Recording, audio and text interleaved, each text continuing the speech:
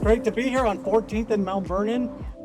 We had money to reinvest back in the community, and all of these projects have been community driven.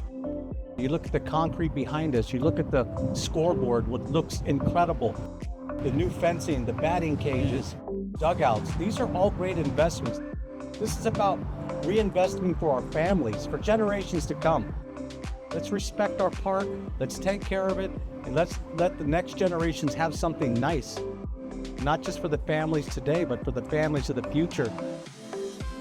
Gutierrez Park is just the latest example of how we are building a stronger, healthier, and more connected San Bernardino. I want to take a moment to thank the KKC Little League.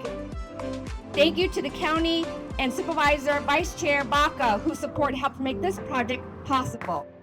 And thank you to the friends and family of Ramon Gutierrez family for sharing Mr. G's legacy with all of us. Enjoy this moment, enjoy this field, and let's continue working together to build a bright future for San Bernardino.